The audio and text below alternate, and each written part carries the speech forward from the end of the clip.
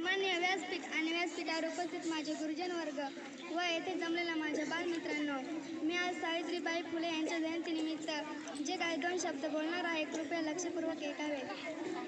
आपला भारत देश जेव्हा इंग्रजांच्या गुलामगिरीत होता, तेव्हा स्त्रियांना मुलींना शिक्षणाची कसलीही सोय उपलब्ध नव्हती.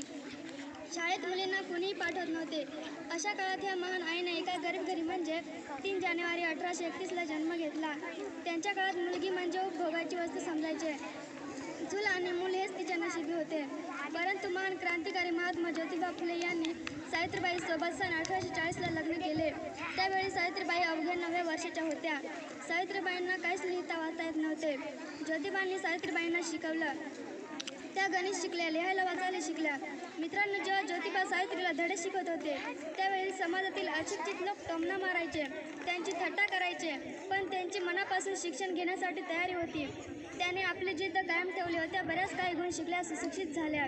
विद्यार्थी मित्रांनो, ज्योतिबाच्या मनात स्त्रियांना शिक्षण द्यावे, त्यांना समाजात मानाचे स्थान मिळावे, म्हणून त्याने स्त्री शिक्षणाचा पाया रचला. पुण्यामध्ये 1848ला मुलींची पहिली शाळा काढली. त्या शाळेत पहिली महिला शिक्षिका म्हणून सावित्रीबाईंची निवड झाली. मित्रांनो, त्या काळी लोक अडाणी अज्ञानी होते. जेव्हा सावित्रीबाई शाळेत जाण्यास घरून निघायच्या, तेव्हा गावाचे लोक त्यांच्या अंगावर शेण दगड मारून फेकायचे. बरेचशा बाईंचे कपडे खराब व्हायचे, परंतु मनात तीव्र जिद्द असताना त्या काही घाबरल्या नाही. कारण मान अपमान यांच्याकडे त्यांनी लक्षच दिले नाही. अपमानाच्या दिशेकडे पाठ फिरवले, त्यांचे शिक्षण सुरूच ठेवले. मित्रांनो, आज जर कुठल्या व्यक्तीने शिक्षकांवर शेण दगड मारले तर काय होणार, यांची जाणीव तुम्हा आम्हाला आहे.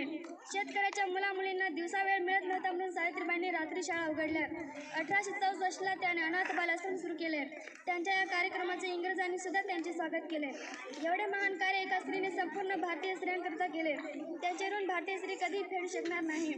आज प्रत्येक मुलीने किंवा बाईने सावित्रीबाईचा फोटो लावून दररोज एक अगरबत्ती लावून पूजा केली तरी कमीच आहे.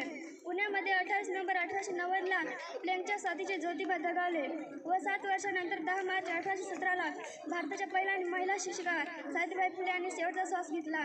जे देशासाठी लढले ते अमर हुतात्मे झाले. सोडिले सर्व संसार, सोडिले सर्व घरदार. एवढे बोलून मी माझे 2 शब्द संपवते.